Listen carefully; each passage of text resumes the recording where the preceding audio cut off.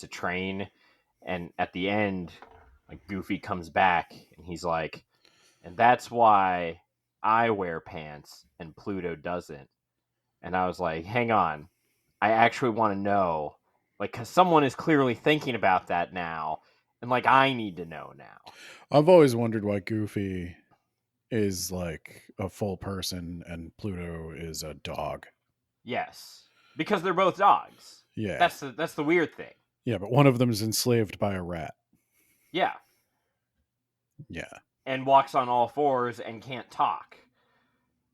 And One one of them wears pants. Yeah, I was telling my wife that I was getting random texts from you. And I think one of them was like, how crazy is it that Goofy's got a dead wife? Yeah. Because we went into Goofy's house and we saw pictures of his son, and we were like, oh, I thought that they just retconned his son out of existence and his son doesn't exist anymore. Nah. But yeah, he's got a dead wife. And we just never talk about that. Yeah. Well, you know what else we never talk about? Words about books. I'm Ben. You're Nate. We're here today to implore you, please go on our Patreon. Nate just went to Disneyland. He's going to have to push back his retirement by a few years. He is desperate. If you enjoyed our content, you go on there. There's even more stuff. In all honesty, I've got new stuff coming out for the $2 tier. That doesn't mean if you're at $3, you can go down. That doesn't mean that.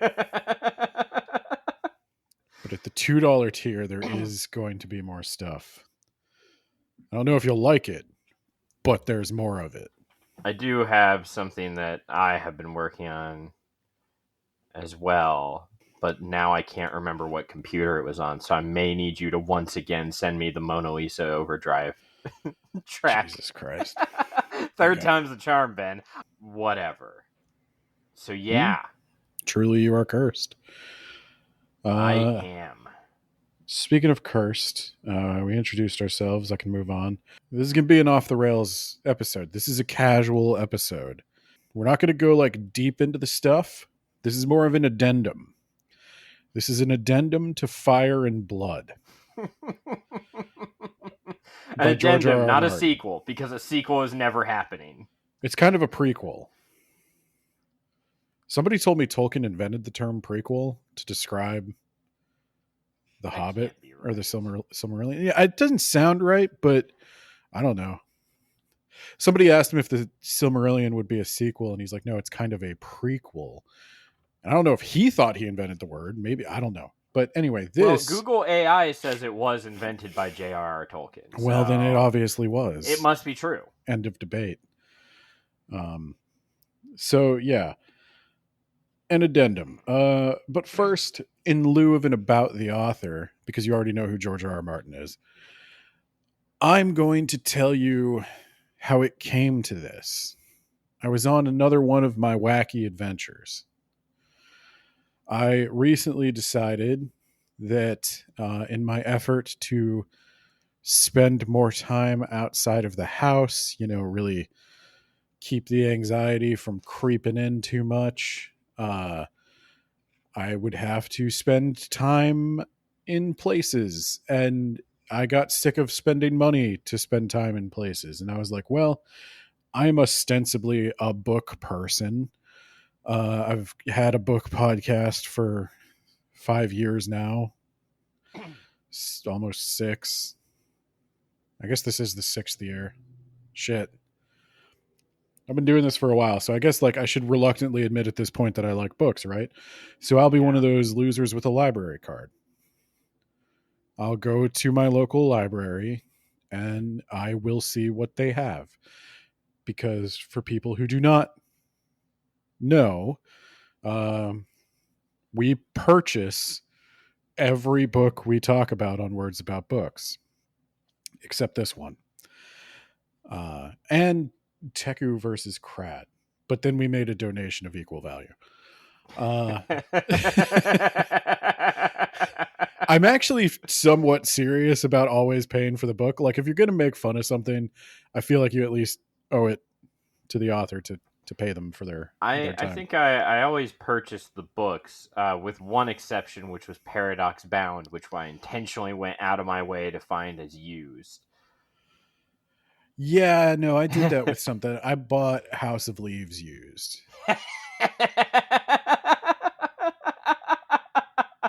I have okay. I don't know if I ever mentioned this on the House of Leaves episode, but in my used copy of House of Leaves, there's notes. Like the guy had marginalia. He was like Oh. scribbling down, trying to figure it out, and you can see where he gave up. It's not very far into the book. Like he was working really hard for a while. About page like this is a long ass book. About page 100, he was done. It all just stops, and then Yeah, he think sold the about. book. I think I put down when I stopped caring too. So I think I made it, like halfway in, maybe a little over half, and then I was like, "Hey, we figured it out." It's like an 800-page tome. But I have a confession. Uh-oh. I have not counting university libraries because I did attend a school. Um I have not stepped foot in a library since I was a child. And even Wow. the university libraries. I guess I've been to university libraries more often because there's stuff they have that I need. But um yeah, this is the first time I've been to a public library in like many decades now, honestly. So I was unfamiliar with how far they'd come. Libraries, as it turns out, are actually uh way better than they used to be. First off, vending machines. You could just get a soda now. So that's progress. But also they have like ebooks. You can like check out through Kindle on your it's all like a bunch of stuff I was not aware of. So I'm mostly there though to like just be in a public place. Like and I'm sitting there looking for a book to check out. Like what's going to make me come back here? I can picture you sitting there, your chin in your hands, and you're just looking at all the books seductively, like, which one is it gonna be? You have comic books now? They got manga.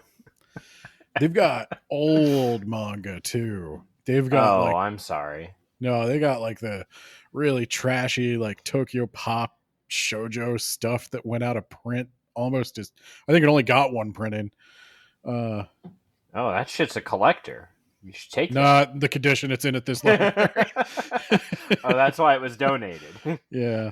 But no, it's crazy. It's a lot of cool stuff. So I'm looking around and I couldn't find it. There was some stuff in the fiction section I wanted to check out, but nothing that I was like, I don't have time to read this right now. We've got too much stuff going on for the podcast.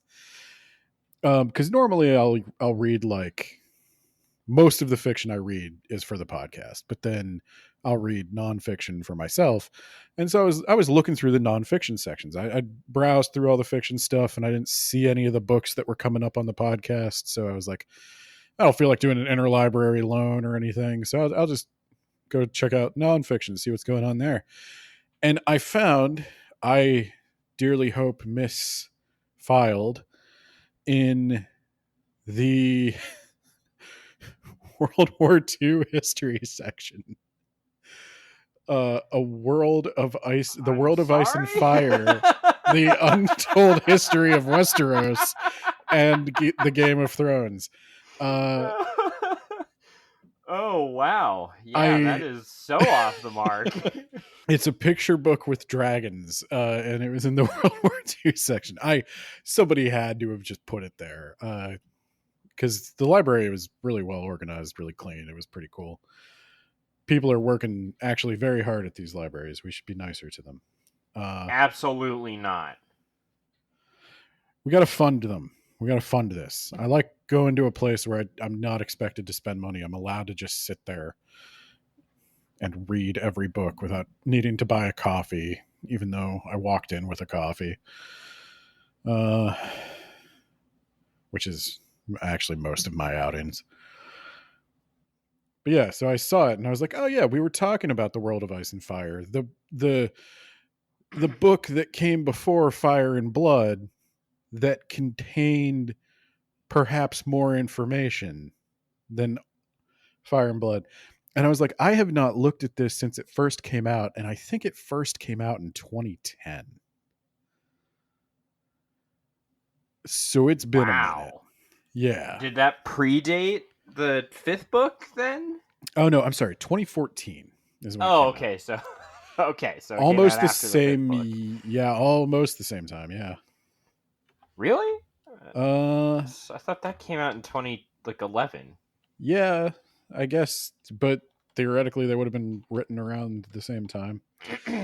So not if he was only writing 20 words per day, Ben. That's true. I noticed a couple of things checking this out again. I never really seriously thought about buying this because I do remember at this point questionable if he was even going to finish it. And the way Martin talked about this book, he talked about it more like it was just kind of a merch book, like it was a lot of like artwork and flavor text for stuff we already knew, which it is.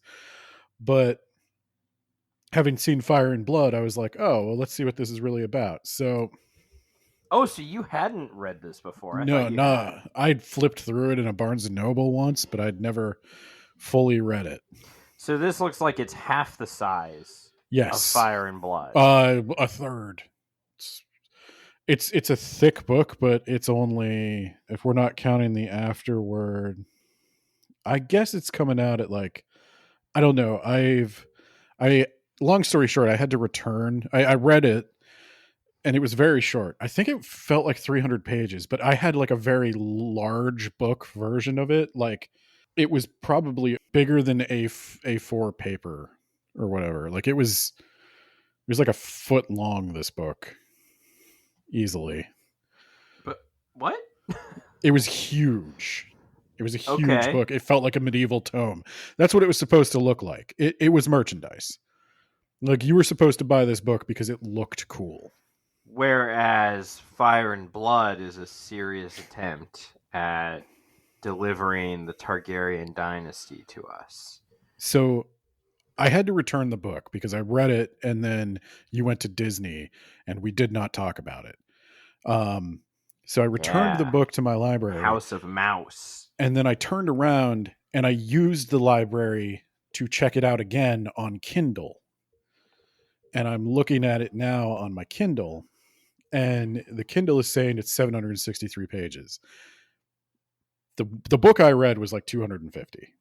So I don't know how they're calculating this, but it was easily a third the text of Fire and Blood. There are a lot of pictures, and the pictures are full color paintings. They look very good. I would dare say they're better than the pictures in Fire and Blood, especially the dragons actually are better than Fire and Blood. And right off the bat, you notice there's a credit that is not in Fire and Blood. There is two people credited on this. It's got George R. R. Martin in the big font, larger than the title, which is how you know it's going to be a good book. And as if they're co-authors, Elio Garcia and Linda Antonson. And I know who these people are. I believe at least Elio ran Westeros.org. I don't know if that's still around. But it was a very early like fan wiki before fan wikis were really a thing. Why wouldn't it still be around, Ben? A Song of Ice and Fire is a booming fan base. It gets bigger every year. I don't know. As the anticipation grows, so too do the audience. Well, I would say it might not be around for a few reasons. Like the last time I remember looking at it, it was quite dated. Like I looked at this back in probably 2000, wow. So they really should update their shit. They may have. I haven't looked at it, but wow, they need to get on that. I remember George R. R. Martin talking about this guy for the Winds of Winter. Well, I remember George R. R. Martin talking about this guy, these people actually, because he mentioned that he would contact them when he forgot something about the established canon of A Song of Ice and Fire. Like if he forgot Wow. what color Sir Joris So this Blorbus's guy could eyes have were. lied. He had the power to change the world. It's possible that, at least in terms of detail, he knows more about Westeros than George R. R. Martin does. I wonder if there are other people who know more about it than George R. R. Martin does. There's a whole conspiracy theory. I mentioned it briefly in our Fire and Blood episodes, but there's a whole conspiracy theory that Ty Frank was keeping this whole thing running, and when he left to become James S.A. Corey and write The Expanse, it all came crashing down. I don't. The Song of Ice and Fire? Yeah, so Ty Frank, who is half of James S.A. Corey. Ty Frank. Okay. Which one was he? Was he the guy who wrote the really bad parts? We don't know. They edit it and they don't remember who wrote what. No, I know. You know who wrote what. Don't fucking lie to me. Who is James Holden, okay? Just give me a name. I honestly don't remember if Ty Frank was the one who came up with the world or not. I honestly don't remember. But Ty Frank was part of that New Mexico authors clique that George R. R. Martin is kind of like the head of. And he was paid assistant to George R. R. Martin. I believe Martin paid him a salary. And I don't know, and I don't know if anyone knows exactly what Ty Frank did for Martin, but it could be coincidence. It could be Martin just got stuck around the time Ty Frank left, or it could be that Ty Frank was, I don't know, cracking the whip. I don't think he wrote for Martin. People have asked about that. Yeah, because there's no character that broadcasts all of Cersei's secrets to the world. I think at the very least they have very different styles. Speaking of styles, this book has a very different style. So it's not just a guy telling us about, like, it sure was dry that season, and as the armies marched into the dry fields, they got dragoned, and it burned extra hard, and they called it the battle, the field of fire. So it is another in-universe history book. Good. I need one of those. Tell me about the Ironborn. The best part of the series, Ben. There is a little bit about the Ironborn. So I'll get into this, but before I do, it's a different tone. I think because Martin didn't write a lot of this. This is my opinion. I don't know if this is true.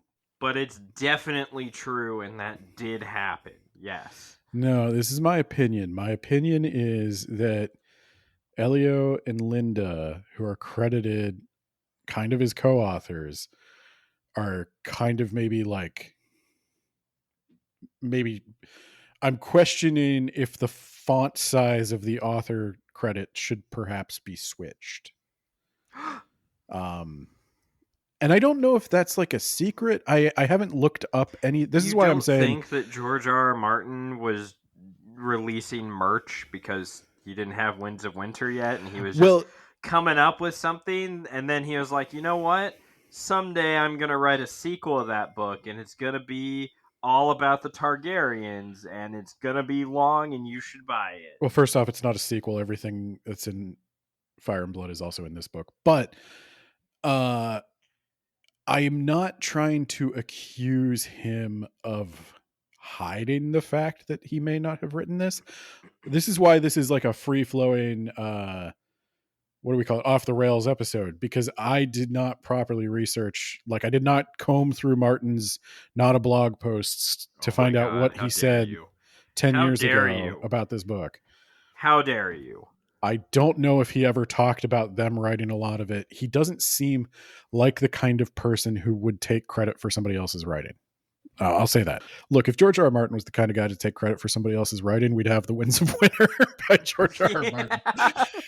I'll give him that. So it's just got a very different tone. Like Fire and Blood felt very much like a typical Song of Ice and Fire book. It had his sense of humor.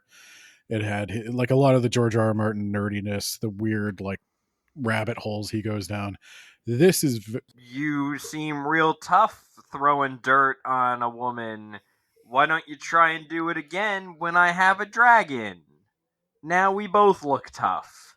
I'm fairly certain I have my back to a window and I'm fairly certain that's a car backfiring, but it does also sound like somebody shooting. Yeah.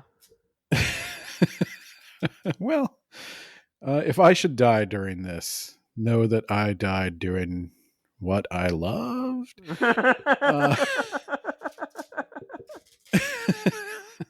Yeah, so I think this book reads a lot like it was written by somebody who writes fan wikis. Ah. Because it reads like a fan wiki. And Fire and Blood didn't read like a wiki, but worse? Fire and Blood read like a fleshed out outline. Ah. No, this is a very like high level, like these are the facts. It doesn't attempt to make a narrative of it. I would appreciate that more, actually. Yeah. If you're just writing a wiki book, I don't need you to try and make a narrative out of it. Just give me one book on the Targaryens instead of two, and then just cover their entire existence, and we can move on.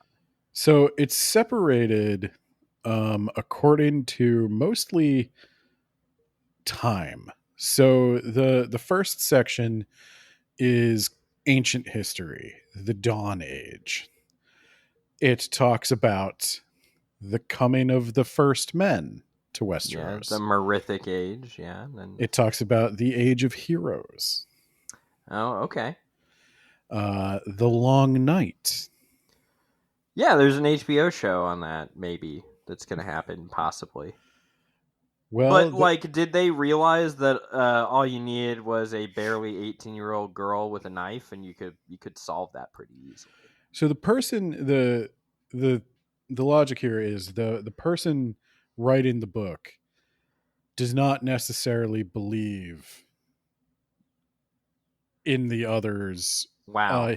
Wow. Why not? He believes in the Children of the Forest. What? Because they have evidence of them. They have bones. They have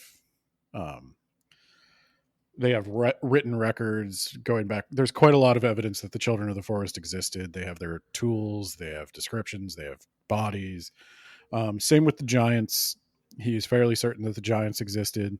What he casts doubt on is the magics, that the Children of the Forest could control nature, that they could call down storms.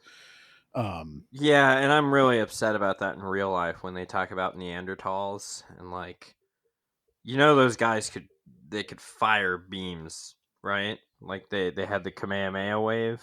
You can tell that they couldn't because they'd still be here. That's a good point. How did the Children of the Forest get their asses kicked? They have magic. So the Children of the Forest got their asses kicked because a couple reasons. Because they made the White Walkers according to the show, and that's canon. I'll say, like, in the books, that's maybe somewhat implied. The Children of the Forest do teach the First Men some of their ways. Yeah, didn't they sign some sort of like accord, like on that island in the middle of the big old lake? Yeah, the God's Eye. Yeah. So to this day, no. Like, as far as the writing of this book is concerned, no one has been able to get to that island. What? Yeah, everybody who tries to go to that island does not come back. Why? The logical explanation is that there's like terrible weather and rip currents and unknown like rocks and stuff. But then the superstitious thing is that the Children of the Forest are still there. The Green Seers are still there, and they're calling down storms to wreck the ships. Okay. I kind of want a story about that now. Are we ever going to get that? We're never going to get that, are we? Yeah, probably in HBO's The Long Night. HBO's The Children of the Forest. Uh, It's the spin-off of The Long Night. After The Long Night has 3 seasons and ends disappointingly, we get HBO The Children of the Forest. Well, we just keep milking the franchise.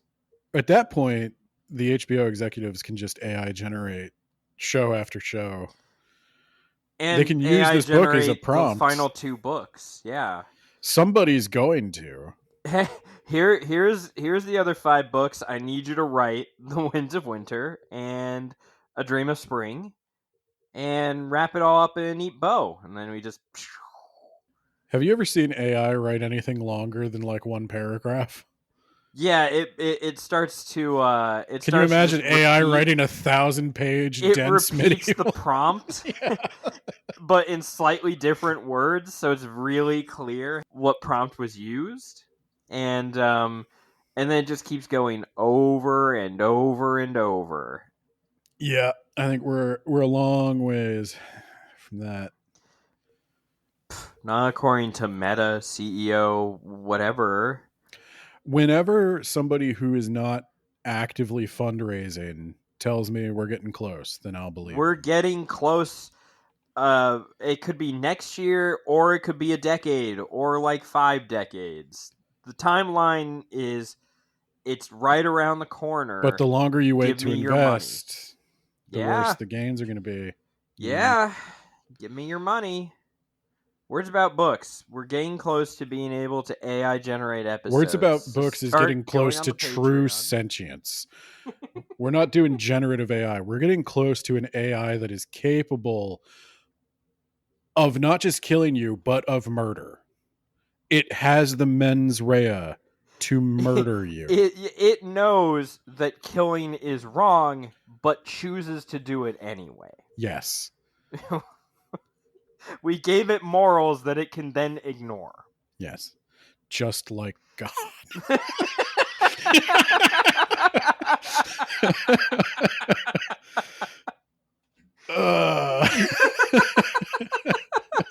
You know, you said it like it was ridiculous, but then I was like, well, yeah, that is kind of what happened, isn't it? Yeah. So yeah, no, the Children of the Forest, the reason they got squashed is men We're are huge. yeah, they're easily 3 times the size of the Children of the Forest. Yeah, that's why they're called children. Next time, you bring a man to the ring, son. The Children of the Forest don't do a lot of metal working. Yeah, bunch of idiots. They don't The have first men had bronze, I think, and then I think the Roar and Yar and the other ones they brought iron and totally fucking wrecked the first men. We'll get there, but yeah, the first men had bronze. The Children of the Forest didn't have swords. They had dragon glass and they had like stone arrowheads. Wow, get on our fucking level, bro. And also, I think you even lift? No, they're tiny. They climb. Oh man, they do a lot of CrossFit. Functional strength. It's not enough. Never has been. I don't know. Yeah. If you don't look like a shaved gorilla, I don't even know why you bother living. Yeah. Brock Lesnar all the way. But yeah, so they got beaten up pretty good. Also, the first men, like humans, I guess, just multiply quicker. Yeah, we do. So they could kill us, but by the time they kill us, there's another army coming. Looks like all your husbands are dead. Whatever shall we do to repopulate the tribe?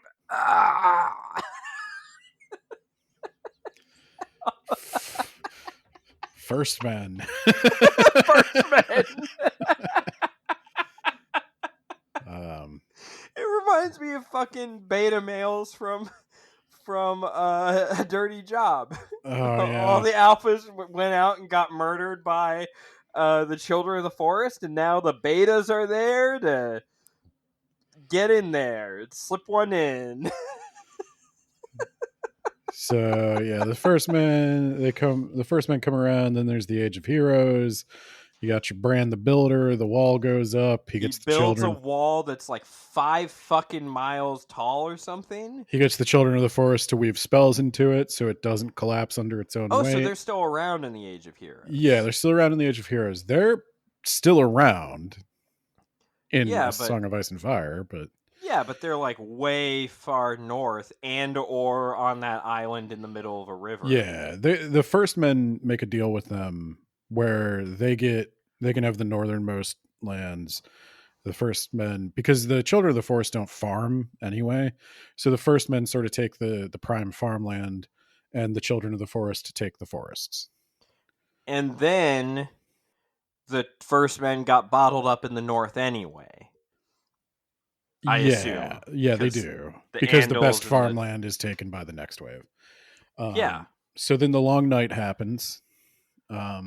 Wait, does the long night happens before the Age of Heroes, right? Because the wall wasn't up yet.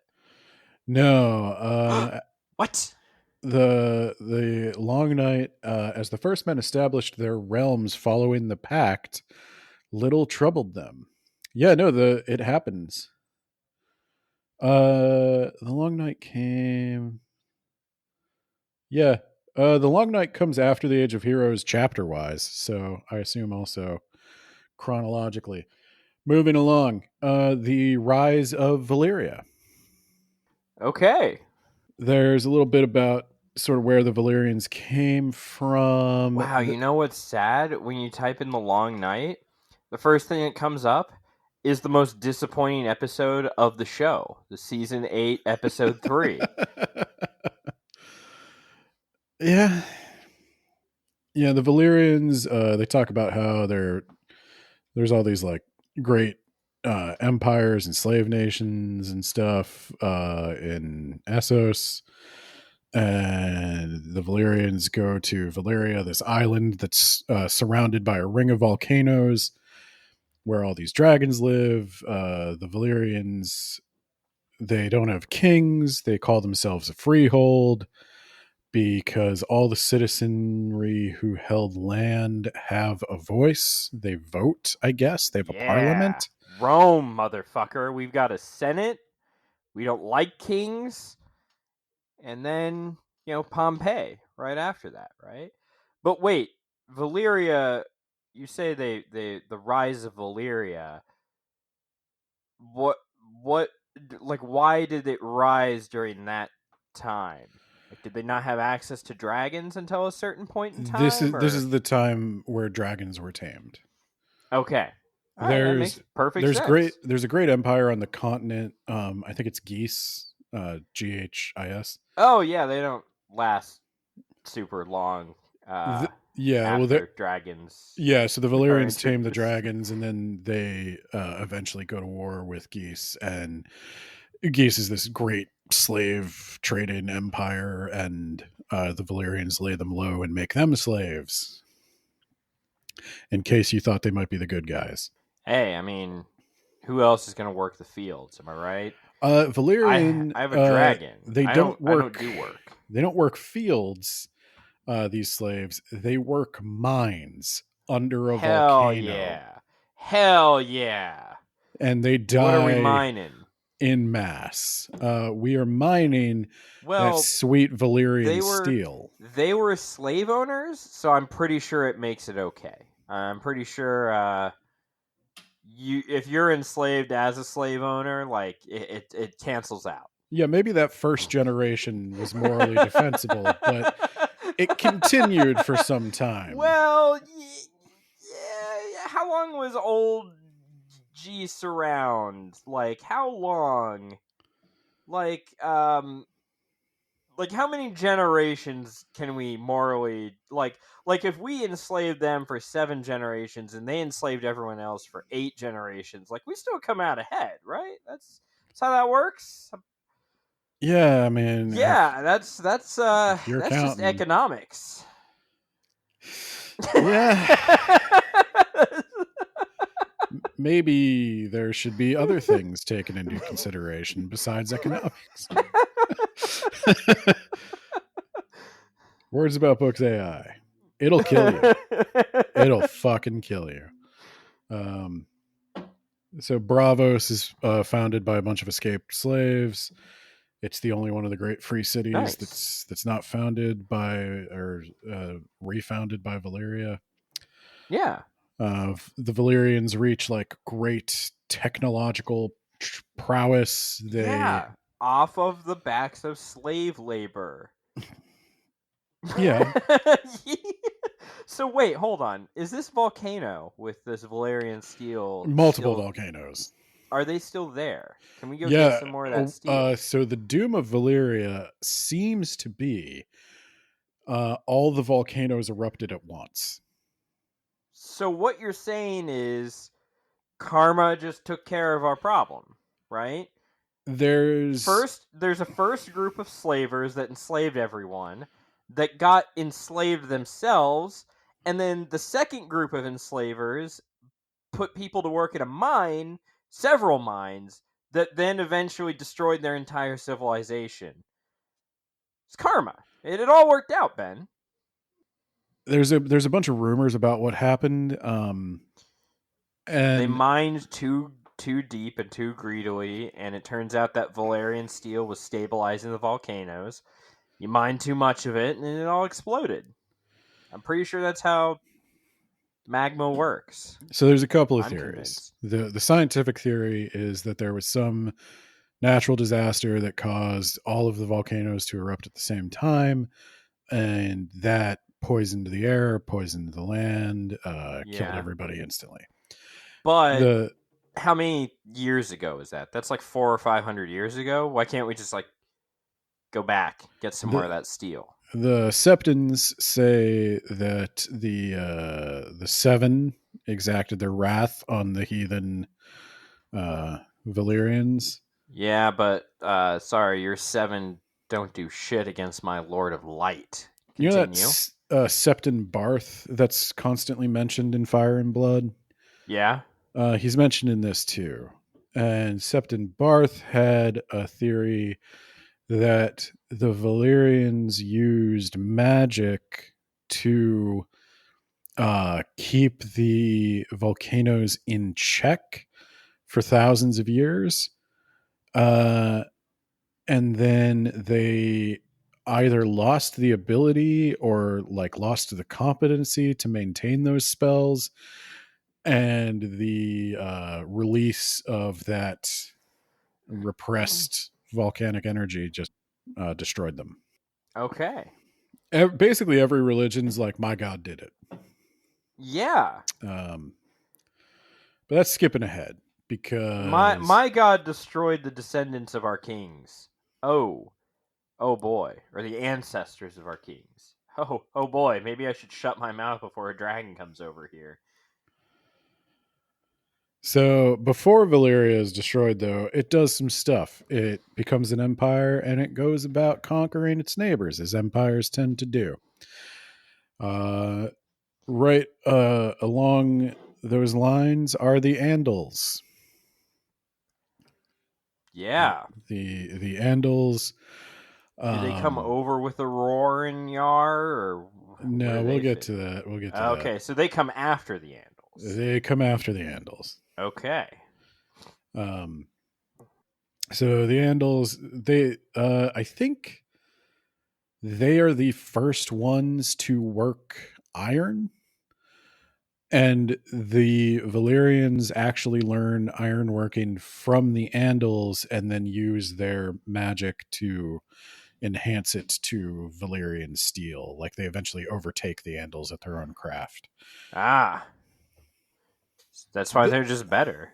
That's why they And won, man. if this were the Silmarillion of A Song of Ice and Fire, the entire book would be about that. Yeah. So what we need is we need God to come down, and we need to have God erupt a bunch of volcanoes and take these guys out. They're making me look bad. Yeah. You see what they did to our fucking iron? They made it better. That's our thing. Come on, God, do me a solid. So the Andals, they try to fight the Valyrians, but the whole there's a lot of dragons now, and they've got the Valyrian steel.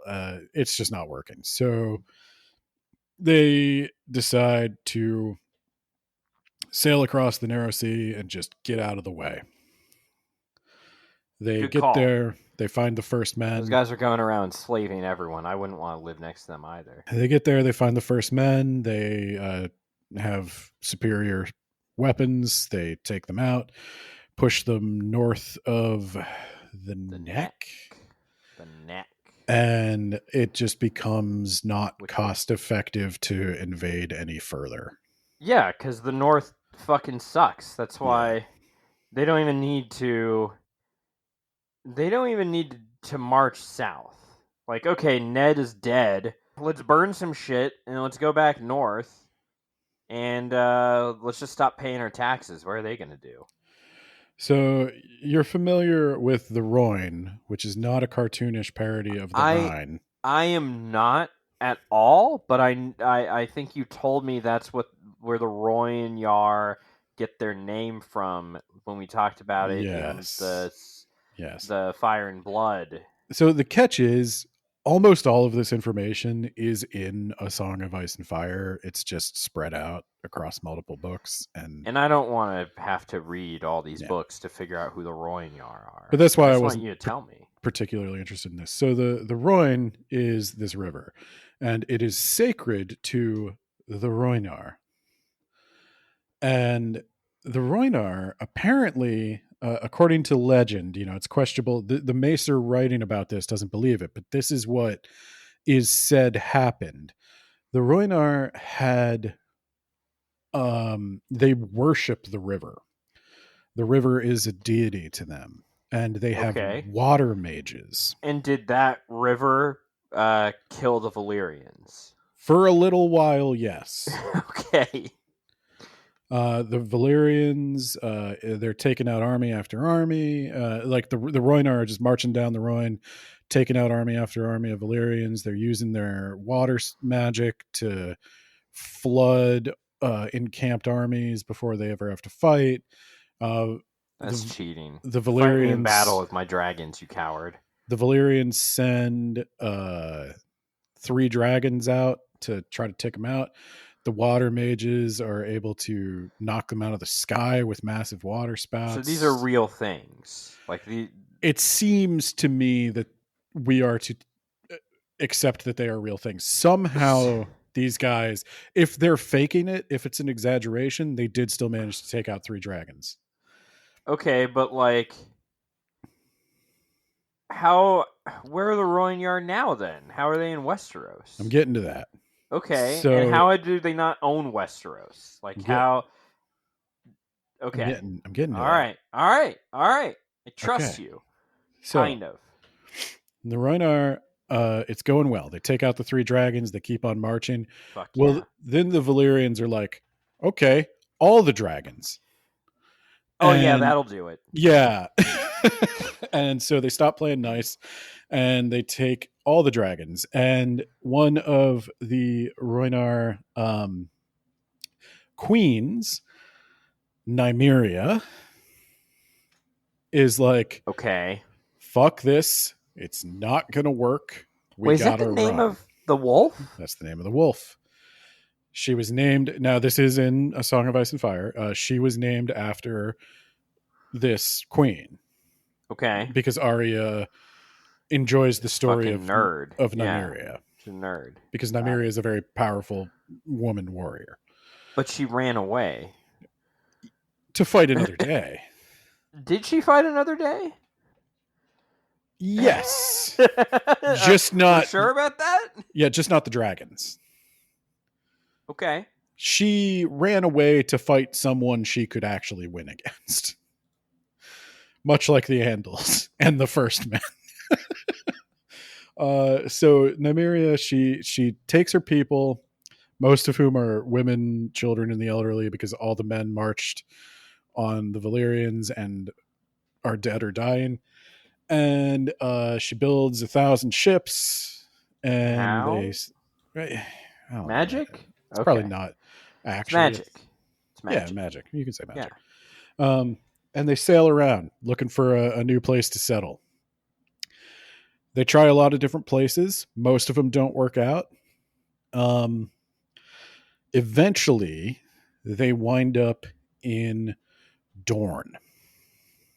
And they were like, "This shit sucks. Let's get out of here." There's no water in Dorne. Nymeria moves in and she marries into the Dornish royal family.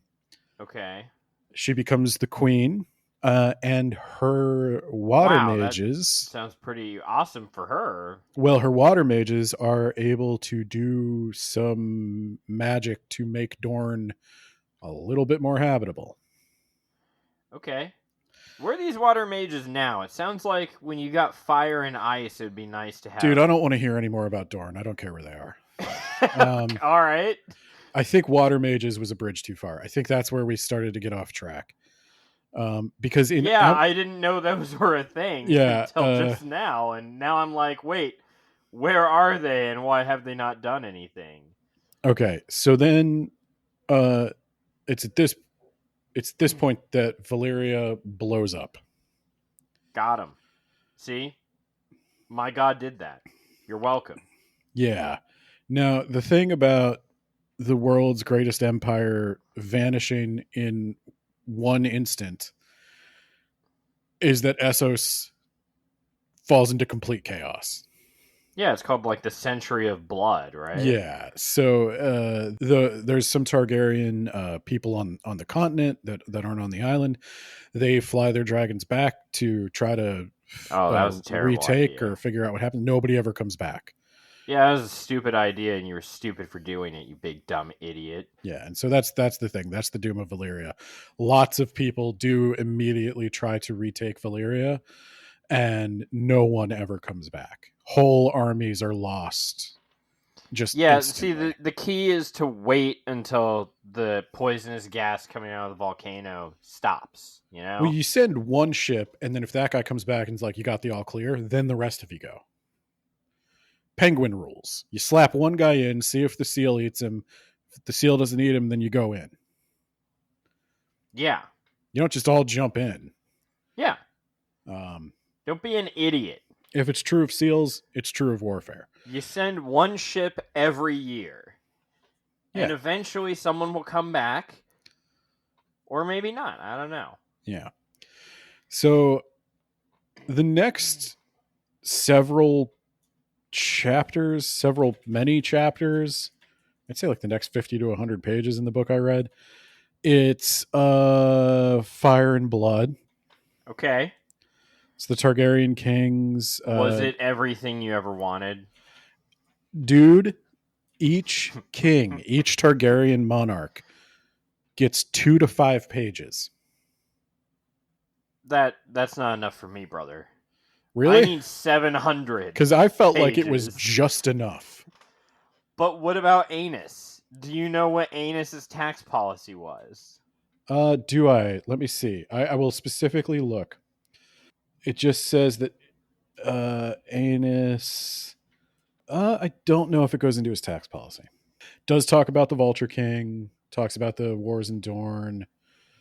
That's important. That Vulture King comes up later. Talks about Maegor and everything, but yeah, it doesn't. I don't think we get to his tax policy. So you're right.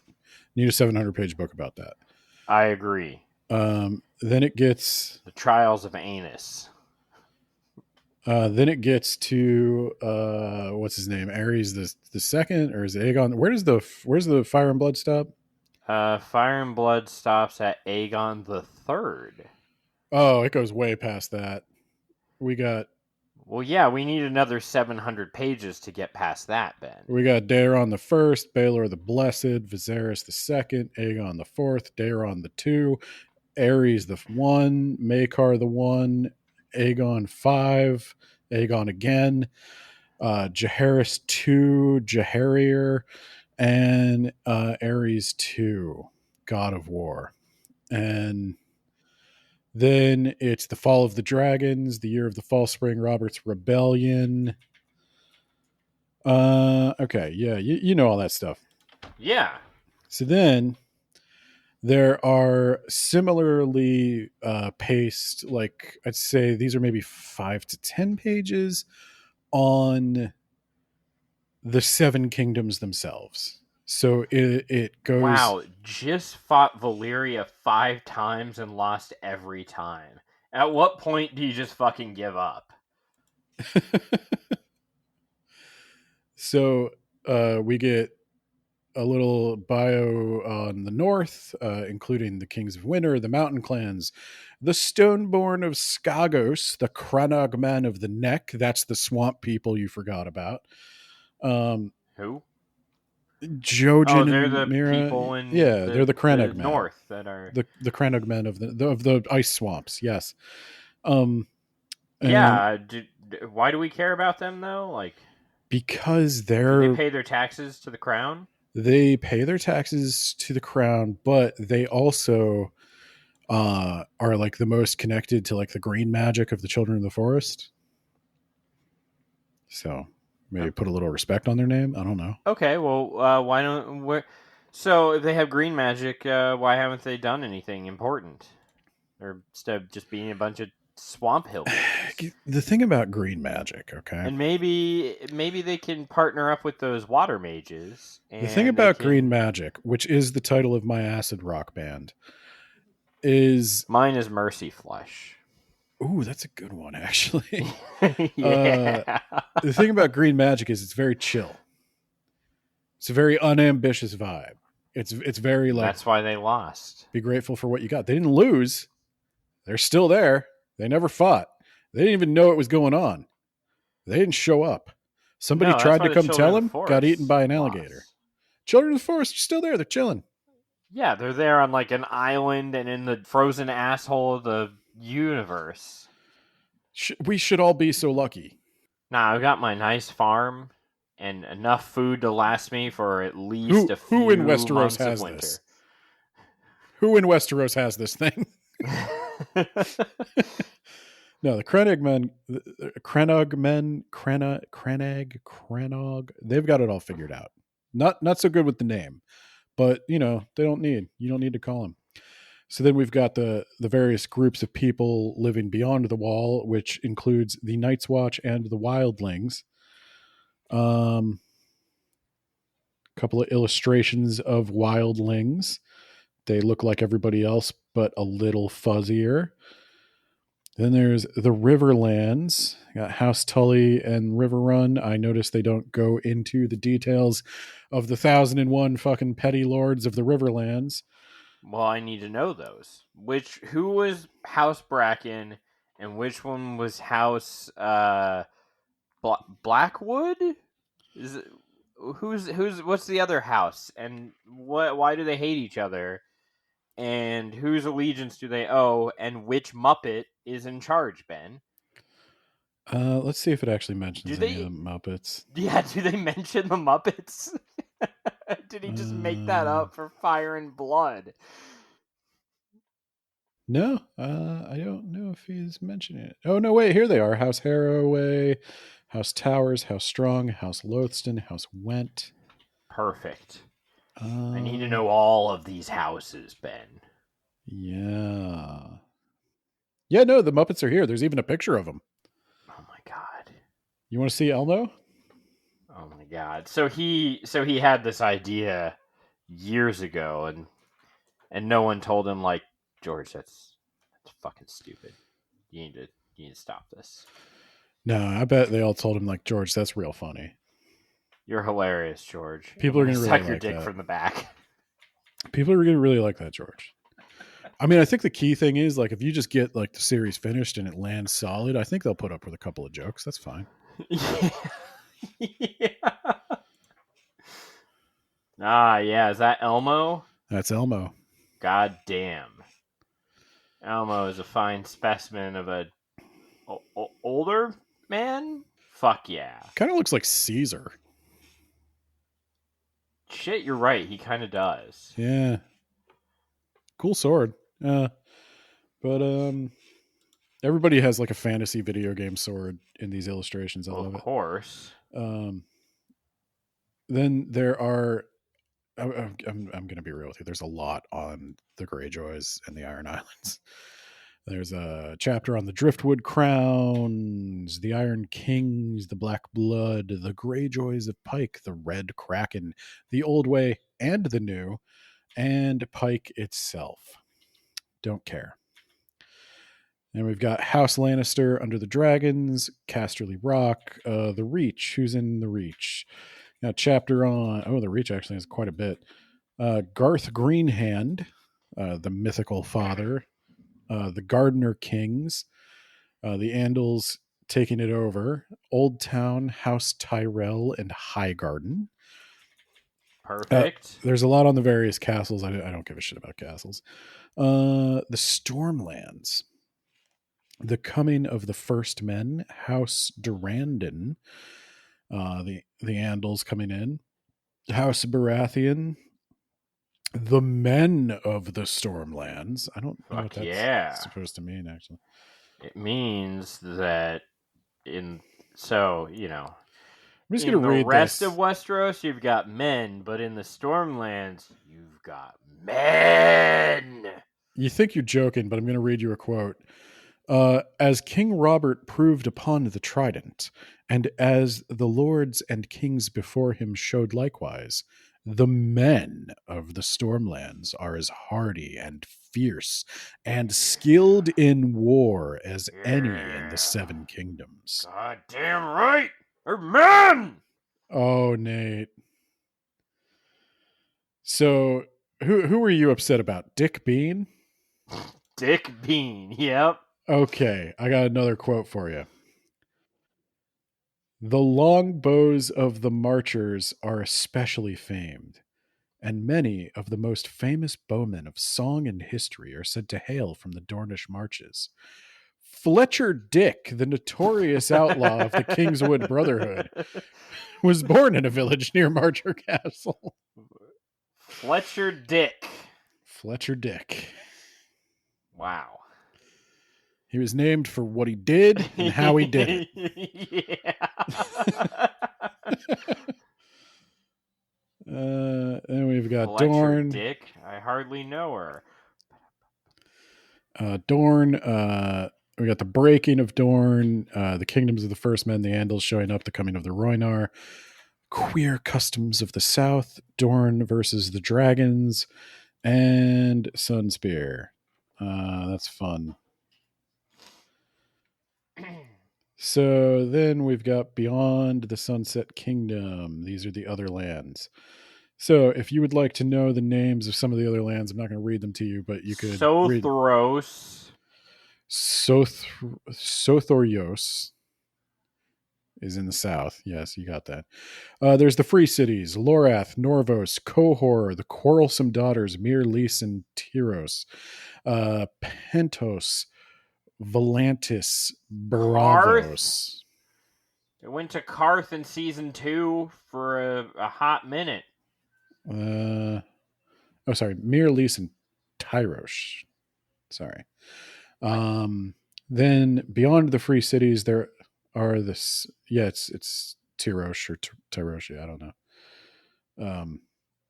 Then beyond the Free Cities, there's the Summer Isles, Noth, the Basilisk Isles, Sothrios, the Grasslands, the Shivering Sea, Ib, and east of Ib. Or Ib, I guess. Okay. Then way the fuck out there. There's also China over there. You've got Yi. There you go. I think that's China. Sounds like an ET reference. The plains of I think it's a reference to the Yeti, the wrestler from WCW. Yeah, you're probably right. That's probably what George R. R. Martin was thinking. The plains of Jogos Nhai. Yeah. Leng, which is a Lovecraft reference, I believe. And Ashai by the Shadow.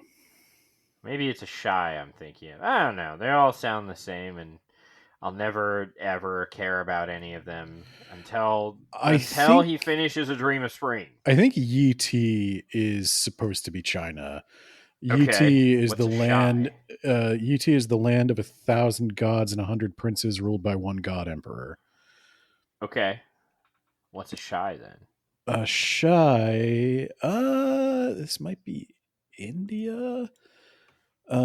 It is at the end of a long wedge of land on the point where the Jade Sea meets the Saffron Straits. Oh, I'm sorry. You've been pronouncing this wrong. It's Ashai. I'm pretty sure it's not. ass high. Yeah, sorry, man. That's how it is. ASS, head down, ass high. Oh yeah, this is totally a Lovecraft reference. He's even explicit about it. Legends persist that the old ones still live beneath the jungle of Leng. That's yeah. I think that's a reference to So what you're saying a is plateau that in the Dreamlands in Lovecraft. Game of Thrones is slightly worse than we all thought because there's a Lovecraft reference in there, just making it slightly shittier. In the '90s, Lovecraft was considered cool. You remember that time period in the late '90s and early aughts where Cthulhu was just fucking everywhere, and No, everybody I don't loved remember that as Cthulhu. the '90s. I remember that as like late Really? 2000s. Okay, maybe it was like yeah, like hot topic culture, I guess. Yeah, Yeah, and it was awful. Cthulhu was everywhere, and everybody loved it, and all that stuff. Nobody had read it. Yeah, because if they read it, they'd be like, "Oh my god, this is really bad." Cthulhu is one of the most overtly racist of the Lovecraft ones. Wow, that's There's a impressive. Because Shadows over Innsmouth is about race mixing. I think there are slurs in Cthulhu. Oh, cool. uh, That's just awesome. Thank Here's you. a short story that nobody talks about where a man mates with an ape and produces offspring. I'm sorry. Yeah. Why?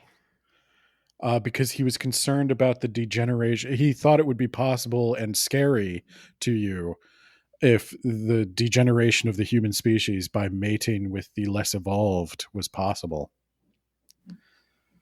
See what he was doing there? Okay, It's a little eugenics thing he's doing there. that's weird, and you're weird for even conceiving of it. Fucking weirdo. He didn't know a lot about stuff. Oh my god, Ashai is pronounced Ashai as opposed to ass high. Yes, obviously, I've been saying that. I still like mine though. Did you think I was wrong? Did you actually No, think I I was did wrong? not think you were Okay. wrong. But I just see that they had to have an official pronunciation guide for the casting crew on the show. Because people probably would call it ass high legitimately on camera. The best part is its full name is Ashai by the Shadow. Not you. my wife. I was wondering when your wife would hear Nate it even and said think he's we like, were I talking wondered about when you were going to hear that. And no, it's ass high by the shadow. Yeah. Sean goes, I am ass high by the shadow. What do you want? But then, yeah, that's the end of the book. It gets in, it gets out. It's got a little bit of everything. It's Just got like me in bed. okay. It's got Why pictures. doesn't my wife ever understand that, Ben?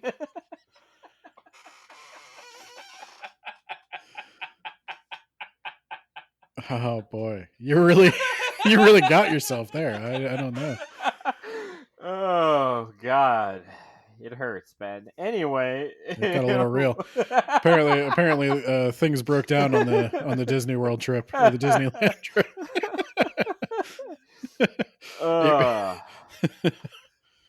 It was not the sexy adventure Nate had dreamed. You thought the princess breakfast was something else entirely.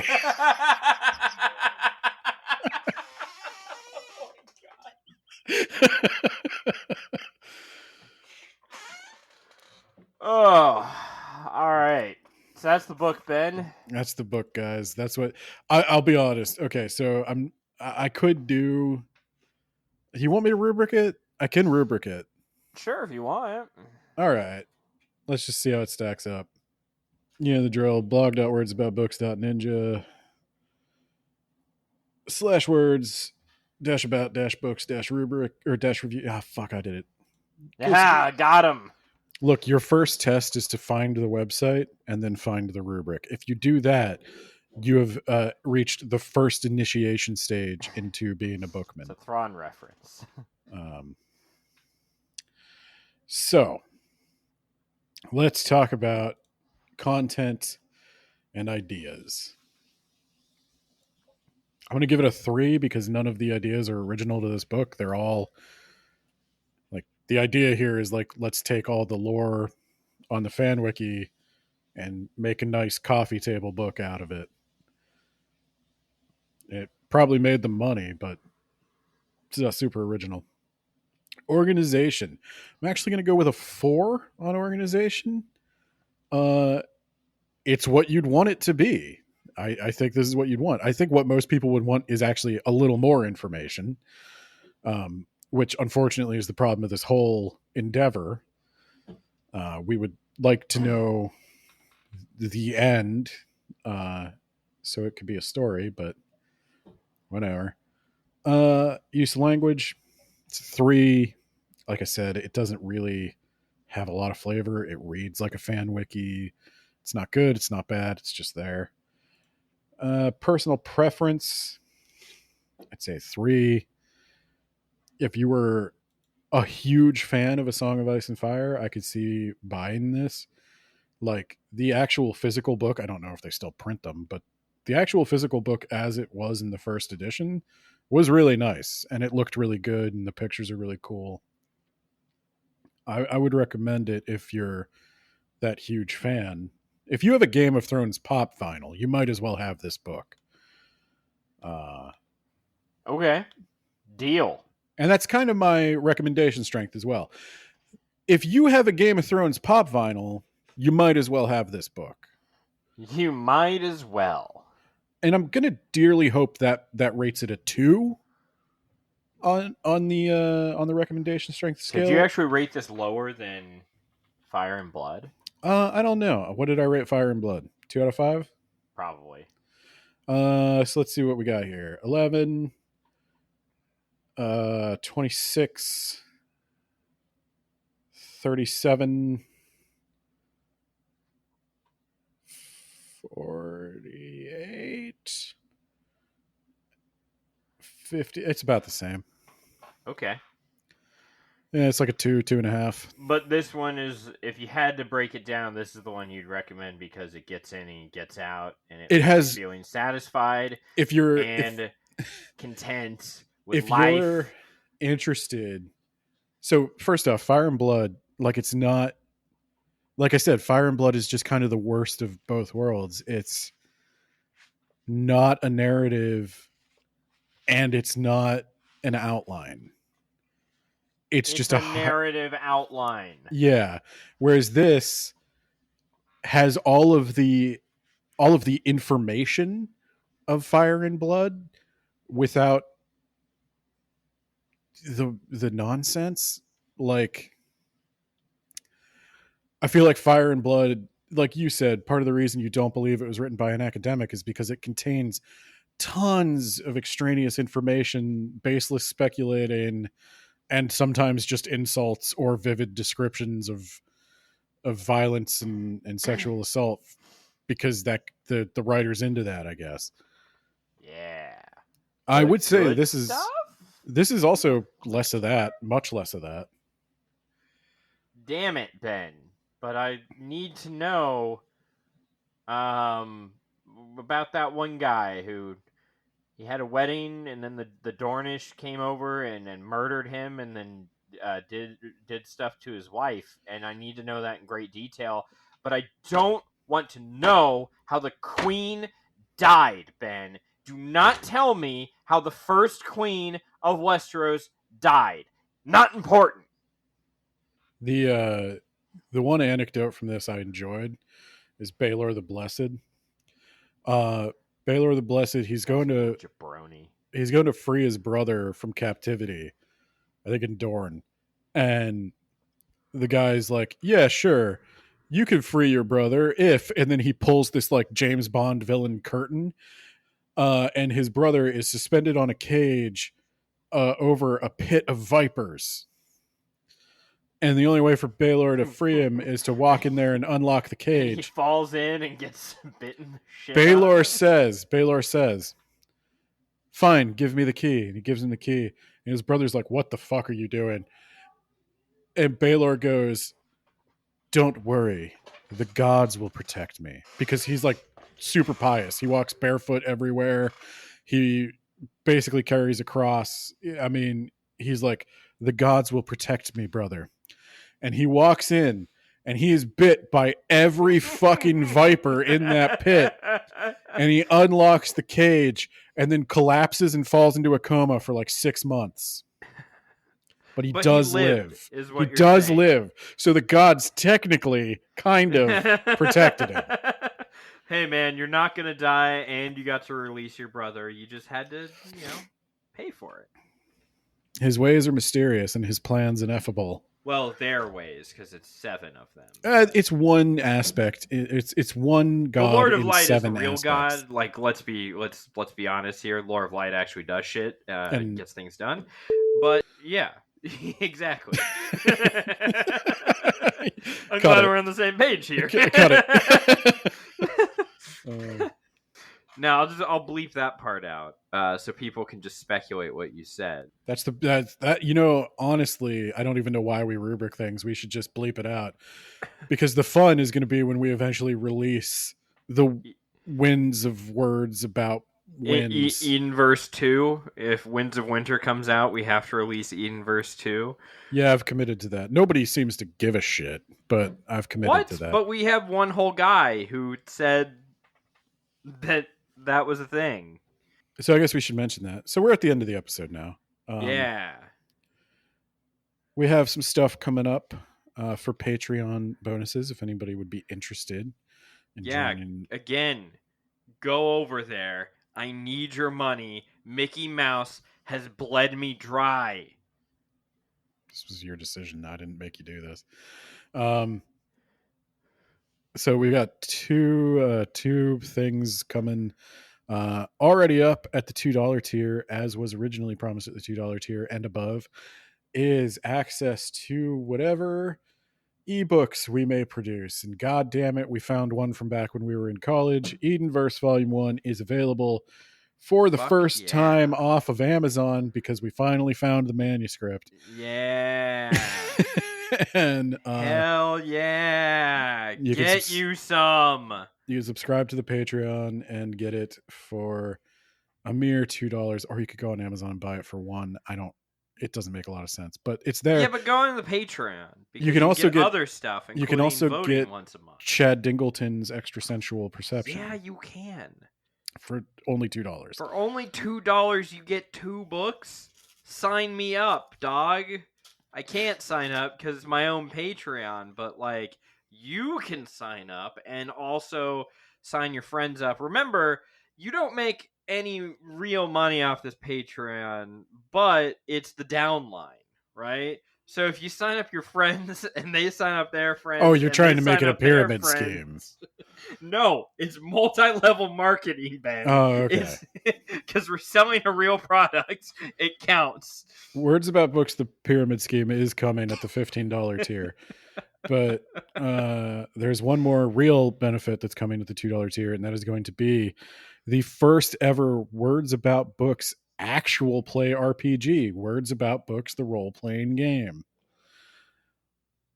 It's like 3 hours an episode. It's going to come out once a month, and I don't know who it's for. It's for us. You know who I hope it's for, though? I hope it's for those $10 Yacht Plan tier patrons that are keeping the lights on in here. Yeah. We got to thank them. And they are Spooky Shy, Spooky a Shy by the Sea, or Shadow, a Shy by the Shadow, Shy with a Y on TikTok, John Bierce, the actual author of The Mage Errant, The Rack, and The City That Would Eat the World. And we have Keegan, who's given me no project. Hello, Keegan. We have Jamie, the Gravy Man of the If You Want the Gravy blog. I'm getting called by my wife, so I'm going to just peace on out. And I'm not going to leave, but And of course, Isekai Sensei Sama of the That Time I Got Reincarnated in the Same World as an Anime Podcaster podcast. And with that, I must bid you good night. Good long night. Winter is coming. And a Lannister always know that's not their words. It's ours is the fury. I know too much about the heraldry of these fake lords.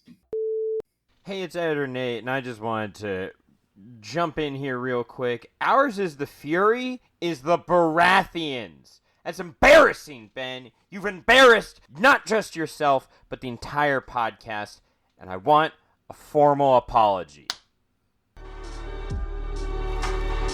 Anyway, bye.